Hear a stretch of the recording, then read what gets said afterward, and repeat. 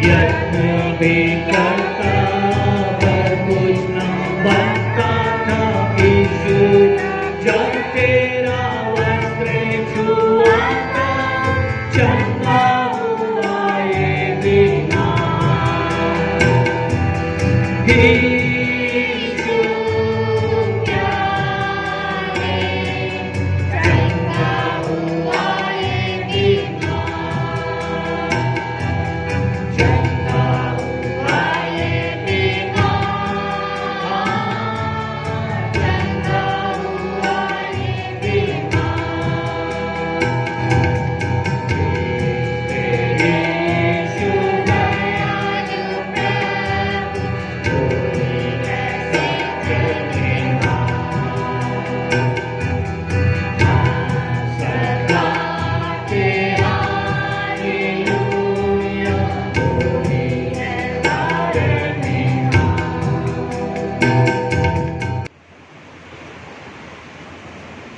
मैं एक खास सब्जेक्ट के ऊपर अगले कुछ दिन प्रचार करूंगा। प्रकाशित वाक्य जैसा मैंने आपको बोला, पैशन वीक के बाद, ईस्टर सर्विसेज के बाद हम लोग दोबारा से प्रकाशित वाक्य पे अध्ययन शुरू करेंगे।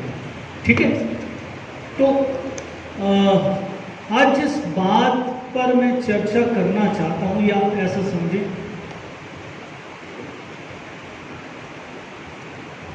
उनको हटाता हूं, बच्चे को हमेशा करेंगे।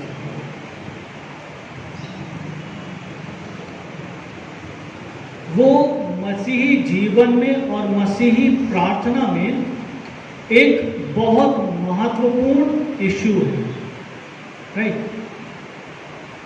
और मुझे यहाँ छतरपुर में रहते रहते लगभग 22 साल कंप्लीट हो चुका है, लेकिन मैं बहुत अफसोस के साथ इस बात को कहना चाहता हूँ कि 22 साल जो मतलब जितना मैं छतरपुर में चर्च अटेंड किया हूँ, प्रार्थना में मैंने इस कमी को देखा है।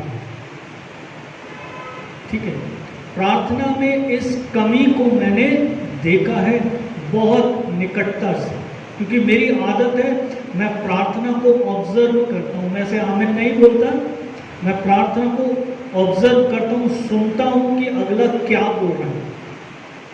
और जैसे मैं हर समय कहता हूँ, आज फिर कहूँगा कि प्रार्थना कई बार नॉनसेंस होती है, उसका कोई सेंस नहीं है, सेंसलेस होती है प्रार्थना। ठीक है, और यदि वो बात हमारी प्रार्थना में शामिल होती है, वो बात यदि हमारी प्रार्थना में शामिल होती है, क्योंकि वो बात प्रभु यीशु मसीह की प्रार्थना में भी हमको दिखाई देती है। जब प्रभु यीशु मसीह गार्डन ऑफ गेत्सेमने में प्रार्थना कर रहे हैं, गॉस्पेल ऑफ जॉन चैप्टर 17 में, जो यीशु मसीह की महायाजकीय प्रार्थना कहा जाता है, उस प्रार्थना में प्रभु यीशु मसीह उस चीज को शामिल कर रहे हैं। और नौगांव की कलीसिया से अब मैं आग्रह करूंगा कि आप अपनी व्यक्तिगत प्रार्थनाओं में, ठीक है, थोड़ा सा बदलाव लाते हुए आप उस काम को करना शुरू करें कि आपकी प्रार्थना प्रभावशाली हो। मैंने काफी लंबा समय प्रार्थना के ऊपर व्यतीत किया है, जब हम प्रभु की सिखाई हुई प्रार्थना की ओर बात कर रहे थे। तो प्रार्थना, आज मैं उस कॉन्सेप्ट को नहीं लूंगा, प्रभु की सिखाई हुई प्रार्थना के कॉन्सेप्ट को नहीं लूंगा, लेकिन प्रभु की प्रार्थना जो उसने गार्डन ऑफ गेत्सेमने में की, मैं वहां थोड़ा सा ध्यान आपका आकर्षित करूंगा। लेकिन 17 चैप्टर गॉस्पेल ऑफ जॉन को आज नहीं छूंगा। हो सकता है कल छूऊं, हो सकता है आने वाले समय में जब हम लेंट की मीटिंग्स में होंगे तब मैं उन पर बात करूंगा। ठीक है, तो आज जो भाग हम देखने वाले हैं वो मिलता है हमें उत्पत्ति की किताब, उसका 13वां अध्याय।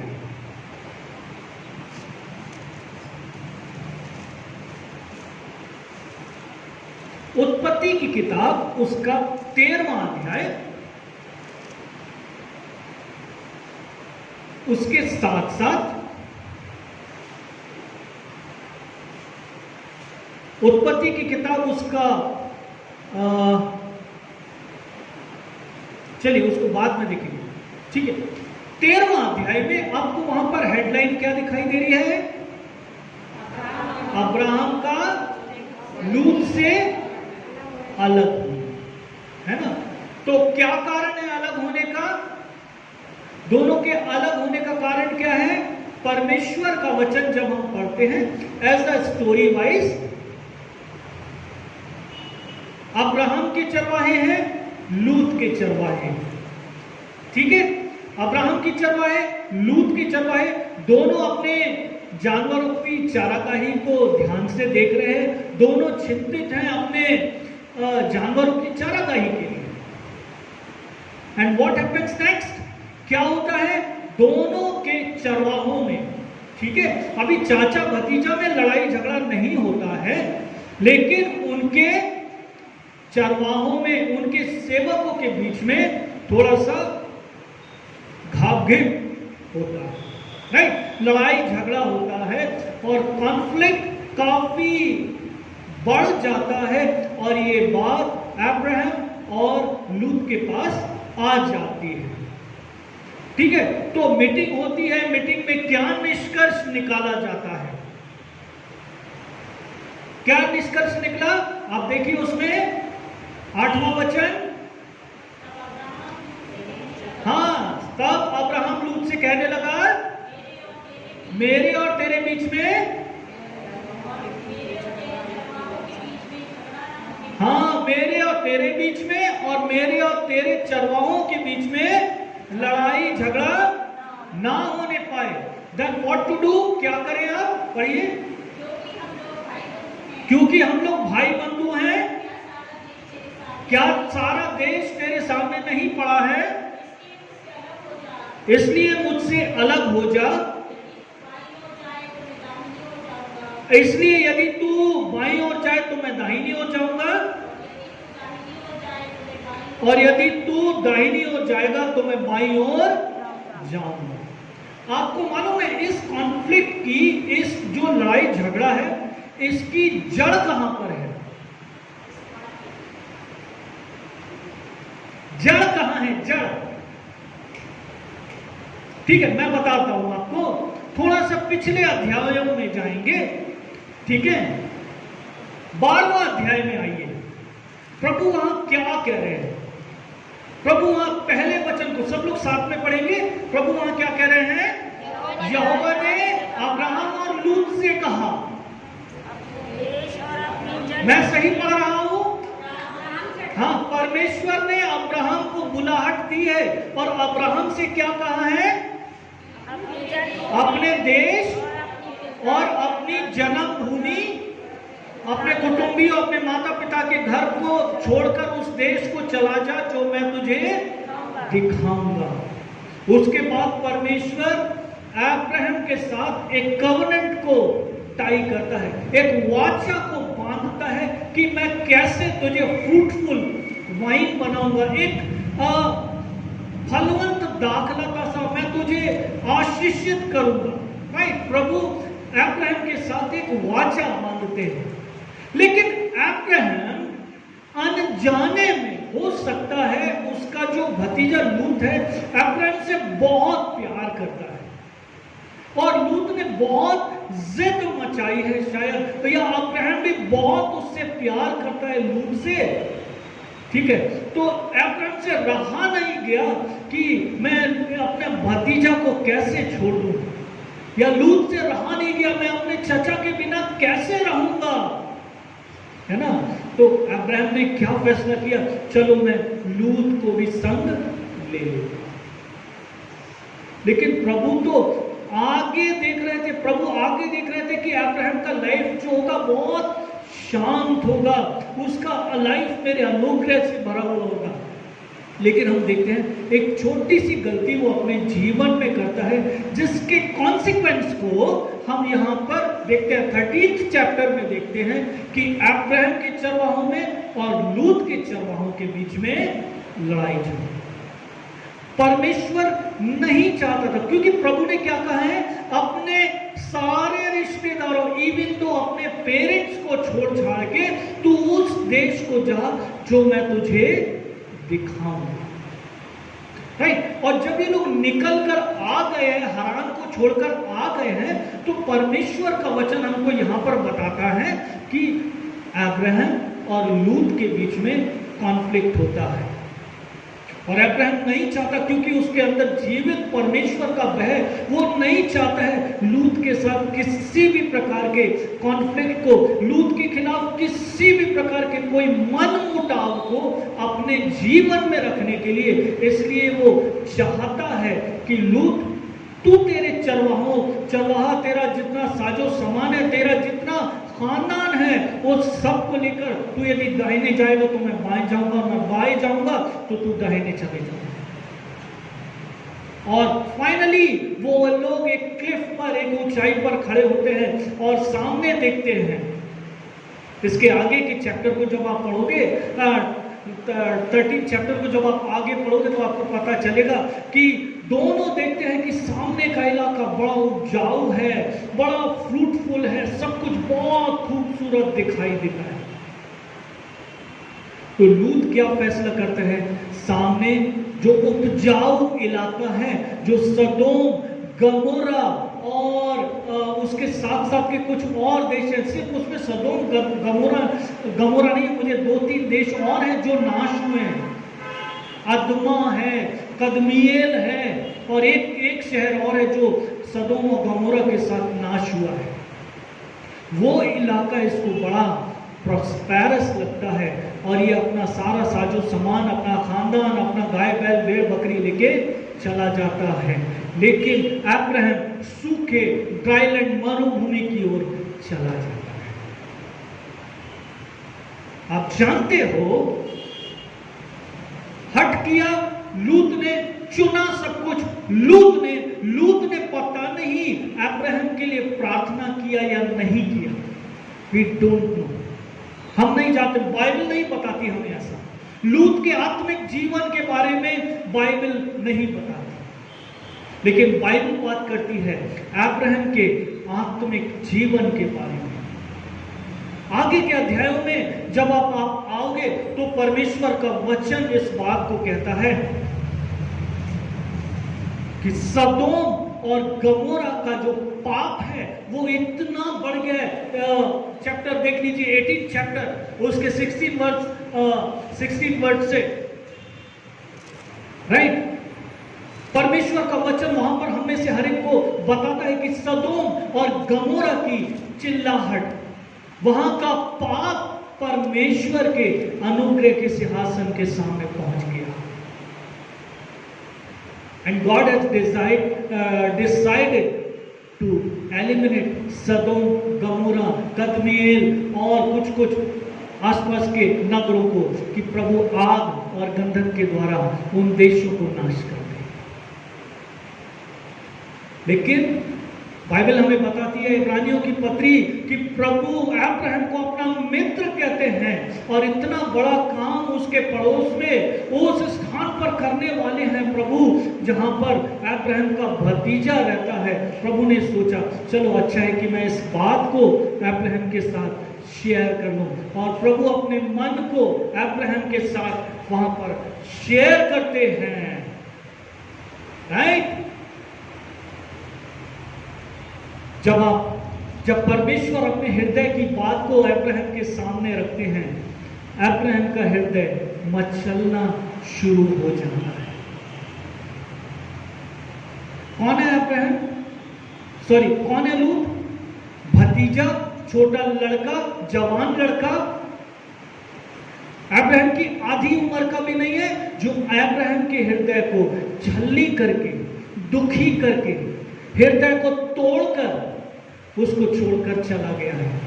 लेकिन अब्राहम, क्योंकि परमेश्वर का हृदय उससे लगा हुआ है, परमेश्वर का आत्मा उसमें वास करता है, जब परमेश्वर अपने हृदय का हाल उसको बताता है, वो बेचैन हो जाता है। And what he did there, क्या किया अब्राहम ने? क्या अब्राहम शांत बैठा रहा? अरे मेरा क्या लेना देना, हट करके गया था ना, अपना मन मर्जी गया तो ना, हो जाए नाश तो हो जाए, मेरा क्या, हो जाए नाश अपनी बला से, right? What he did next? जब प्रभु ने अपने हृदय का हाल अब्राहम को बताया, अब्राहम ने फर्स्ट स्टेप क्या किया? जैसे परमेश्वर ने अपने हृदय को अब्राहम के सामने दे दिया, just like Abraham poured his heart before the Lord. क्या करा अब्राहम ने? चाहता था शांत होकर बैठ जाता, चाहता वही स्टेप लेता जो जोना उस रेड़ के पेड़ की छांव में बैठ के सोच रहा है। मैं वेट कर रहा हूं कि कैसे, देखता हूं कि कैसे आग और गंधक निनवे पर गिरती है, राइट? और प्रभु ने क्या किया? रेड़ के पेड़ को सुखा दिया। और उसके बाद हम देखते हैं उसको उस रेगिस्तान में, उस सीरिया के रेगिस्तान में, अशूर के उस रेगिस्तान में उसको गर्मी लगने लगती है और वो बड़बड़ाना शुरू करता है। Then God speaks, अरे तू रेड़ के पेड़ के सूख जाने से मुझ पर इतना क्रोध कर रहा है। मेरे क्रोध के कारण, मेरे आग और गंधक के कारण, मेरे रैथ के कारण, मेरे क्रोध के कारण कितने लोग जो निनवे में हैं वो नाश हो जाएंगे। क्या तुझे इस बात की फिक्र नहीं है? आप पढ़िएगा घर जाकर, प्रभु क्या उत्तर देते हैं। जोना प्रभु के ऊपर नाराज होके, अरे मैं तो जानता था तू दयालु, अनुग्रहकारी, विलंब से कोप करने वाला, अति करुणा में है। क्योंकि निनवे के लोगों ने राजा से लेके छोटे बच्चे तक, जानवरों, पक्षियों, सबने उपवास रखा है, अपने हृदय को प्रभु के सामने तोड़ा है। प्रभु आ गया है उनके पाप को क्षमा करने के लिए। अब्राहम ने यह काम नहीं किया जो काम जोना ने किया, राइट? अब्राहम ने क्या किया? लूत के संबंध में हम देखें, लूत के संबंध में 20वें वचन से आगे, फिर यहोवा ने कहा, 18वां अध्याय 20 वचन से आगे, फिर यहोवा ने कहा, सदोम और गमोरा की चिल्लाहट मेरे सामने पड़ गई और उनका पाप बहुत भारी हो गया, इसलिए मैं उतर कर देखूंगा कि उनकी चिल्लाहट मेरे कान में जो पहुंची है उन्होंने ठीक वैसा ही किया है कि नहीं, और नहीं तो मैं उसे जान लूंगा। तब वे पुरुष वहां से मुड़कर सदोम की ओर जाने लगे। अब्राहम यहोवा के सामने खड़ा हुआ। अब्राहम ने क्या किया? He faced God. वो यहोवा के सामने खड़ा हो गया। क्या करने के लिए? परमेश्वर का वचन हमको यहां पर बताता है, तब अब्राहम उसके समीप जाकर कहने लगा, क्या तू सचमुच दुष्ट के संग धर्मी को भी नाश करेगा? राइट? आर्ग्यूमेंट, बार्गेनिंग, समझ रहे हैं? उस टाइप की लैंग्वेज यहां पर। क्या 50 होंगे छोड़ देगा? क्या 40 होंगे छोड़ देगा? क्या 30 होंगे छोड़ देगा? क्या 20 होंगे? देन गॉड फाइनली सेज, ओ काश वहां 10 लोग होते तो मैं उन्हें छोड़ देता। आप देखें वहां पर प्रभु क्या कह रहे हैं 28 वचन से आगे, कदाचित उनमें 50 धर्मियों में 5 घट जाएं, तो क्या तू 5 ही के घट जाने से सारे नगर को नाश करेगा? फिर उसके बाद 32वां वचन देखिए, फिर उसने कहा, हे प्रभु क्रोध न कर, मैं एक बार और कहूंगा, कदाचित उसमें 10 मिल जाए। And then Lord says, जब यहोवा अब्राहम से बातें कर चुका तब चला गया और अब्राहम अपने घर को लौट गया। प्रभु कहां गया है? सदोम नगर में लूत के पास। इब्रानियों की पत्री हमको इस बात को बताती है, अब्राहम की इस मध्यस्थता के कारण लूत और उसका घराना बचा लिया गया। अब्राहम की इस मध्यस्थता के कारण कई बार मसीही विरोधी जब चर्च में आके हल्ला हंगामा करते हैं, हमारे मसीही पादरियों को गोलियों से छलनी करते हैं, आराधना में करते हैं, न्यायालयों में घसीटते हैं। What we are used to speak, हम गालियां देते हैं, है ना, गुस्सा निकालते हैं, अपना क्रोध निकालते हैं योना की तरह। लेकिन हमारा प्रभु क्या कर रहा है क्रूस पर? हमारा प्रभु उनके लिए जिन्होंने उसे क्रूस पर टांग दिया, जो साक्षात दोषी है प्रभु यीशु मसीह को क्रूस पर टांगे जाने के, प्रभु यीशु मसीह इस बात को कहते हैं, हे पिता इन्हें क्षमा कर दे क्योंकि ये नहीं जानते ये क्या करते। लूत साक्षात अपनी गलती के लिए जिम्मेवार है। चुनाव लूत का है, चुनाव अब्राहम का नहीं है। चुनाव अब्राहम का नहीं है, चुनाव लूत का है। लूत ने चुना है सदोम को, गमोरा को लूत ने चुना है। अब्राहम ने उसको फोर्सफुली वहां पर नहीं भेजा है कि तू वहां पर जाएगा वहां रहने के लिए, नहीं, कुछ भी फोर्सफुली नहीं है। वो अपनी व्यक्तिगत डिजायर के साथ वहां बैठा है।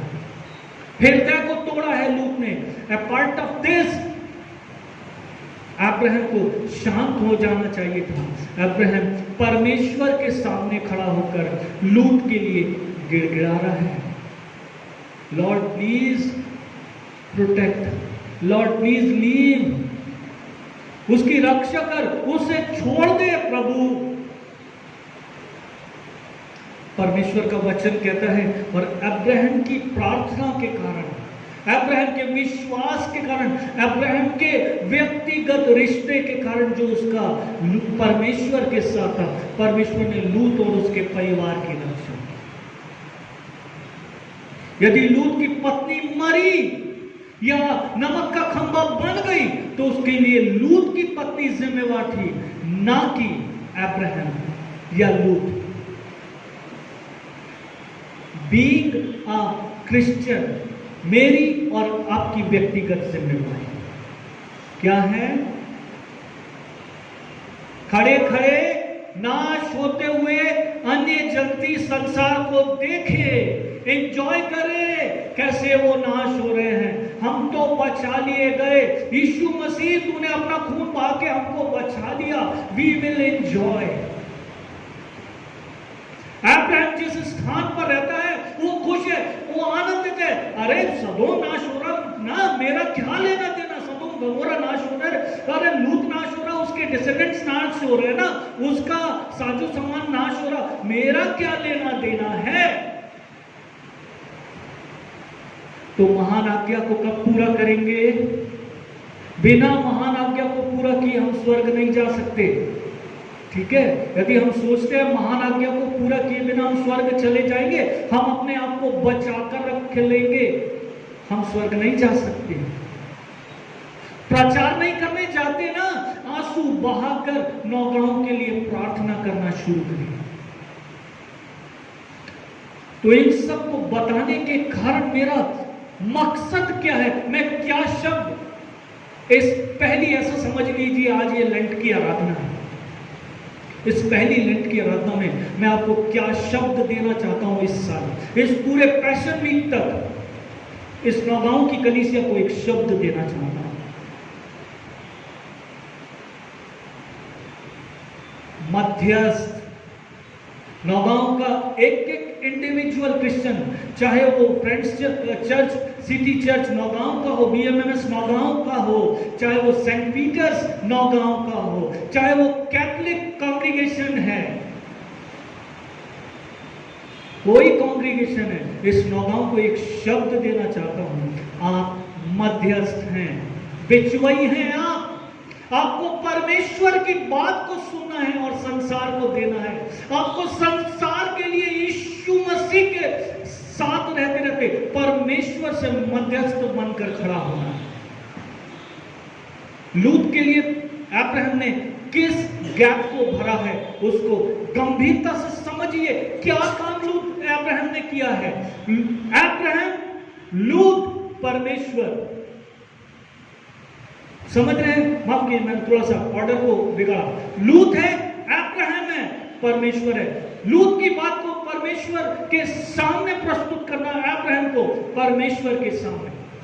लूत की बात है, लूत का बचाया जाना है, उसके लिए बड़ा महत्वपूर्ण है।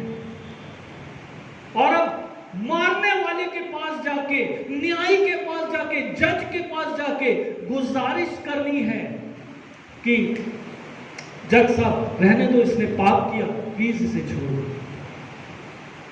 मतलब वकील है ना, हम वकील हैं।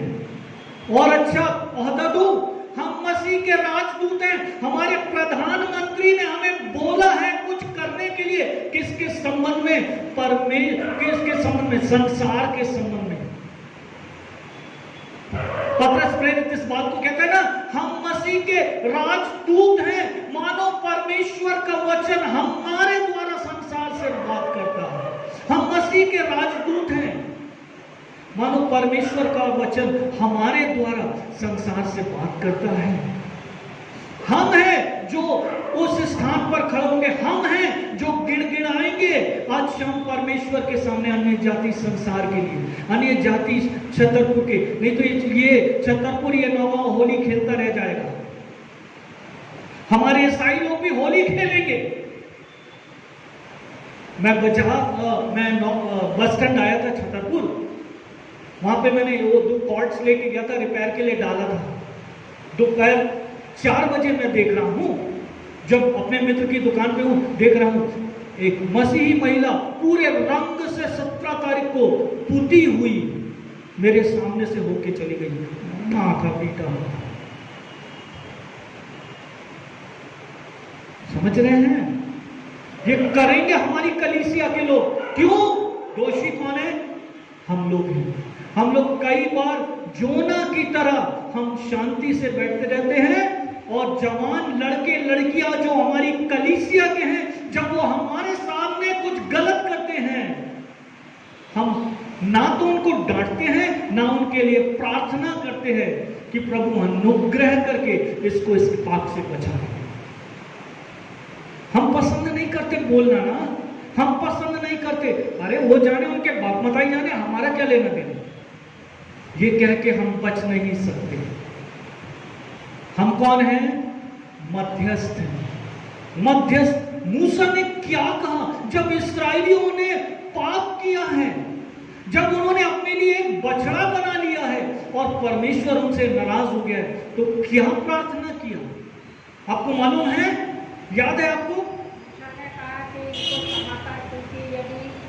इसको मैं ले जाता हूँ, यदि ये मर जाते हैं तो सब यही कहेंगे कि तू इनको क्या मार डालने के लिए लेके। हाँ, ये बात है। और इसके साथ साथ एक और एक खतरनाक बात है,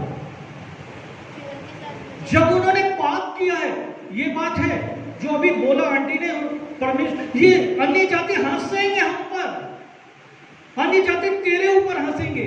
और उसके साथ साथ एक बात और कहता है, एक और जगह पर वो कहता है, नहीं तो इनके पाप को क्षमा कर, नहीं तो मेरे नाम को अपने जीवन की पुस्तक से काट दे। मैं ये प्रार्थना कैसे करूं, मुझसे हिम्मत नहीं होता। आज पास्टर दीपक सुबह चर्च में ये प्रार्थना किया, तो मैं अपने मन में सोचने लगा, पास्टर क्या प्रार्थना कर रहा है? मैं मेरा स्वर्ग का सुख कैसे छोड़ दूं यार? आप समझ रहे हैं? लेकिन मूसा कह रहा है, मैं इतना, जब पास्टर प्रार्थना कर रहे हैं ना, तो मैं थोड़ी देर के लिए इतना मंत्रमुग्ध हो गया स्वर्ग के आनंद के विषय में, अपने आप से इतना सेल्फिश हो गया, यार मैं कैसे प्रार्थना करूं? मैं नहीं कर सकता ये प्रार्थना कि उसकी गलती के कारण, भाई चिन्मया की गलती के कारण चिन्मया का पाप है, मैं क्यों अपना नुकसान उठाऊं? भाई स्वर्ग का आनंद से मैं क्यों वंचित हूं? उसका पाप है, वो जाने। मेरा सोच 110% गलत है। हम मसीही लोगों का इस टाइप का जो सोच है वो एकदम गलत है। हमारा क्या लेना देना, इससे बात नहीं चलती। नहीं तो यीशु मसीह इस दुनिया में नहीं आता। अरे मेरा क्या लेना देना, ये पृथ्वी के लोगों ने पाप किया, उसका कॉन्सिक्वेंस तो प्रभु पिता उनसे ले ले। लेकिन जब पिता ने कहा तो वर्ल्ड थोड़ा सा बहुत ज्यादा पाप बढ़ गया है, और पाप ऐसे साफ नहीं हो सकता, उसके साफ करने के लिए कोई निर्दोष चाहिए, और निर्दोष सिर्फ तू मुझे दिखाई दे रहा, प्लीज जा। And he said yes. मैं अभी आने वाले समय में इब्रानियों की पत्री 4, 5, 6, 7 अध्यायों के ऊपर जाने वाला हूं, राइट। यीशु मसीह का जो कैरेक्टर है अब्राहम के जीवन में हमको दिखाई देता है। यीशु मसीह का चरित्र हमको अब्राहम के जीवन में दिखाई देता है, राइट। क्या कैरेक्टर है यीशु मसीह का? जल्दी से हम यूहन्ना रचित सुसमाचारों का 17वां अध्याय देखिए। यूहन्ना रचित सुसमाचार उसका 17वां अध्याय।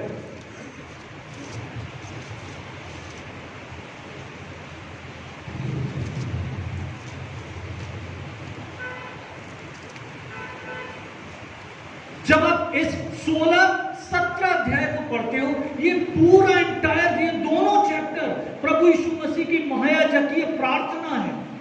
और इसमें क्या क्या प्रभु यीशु मसीह शब्दों को इस्तेमाल कर रहे हैं। प्रभु 17वां अध्याय देखिए 3 वचन से, और अनंत जीवन ये है कि वो तुझे एकमात्र सच्चे परमेश्वर को और यीशु मसीह को जिसे तूने भेजा है जाने।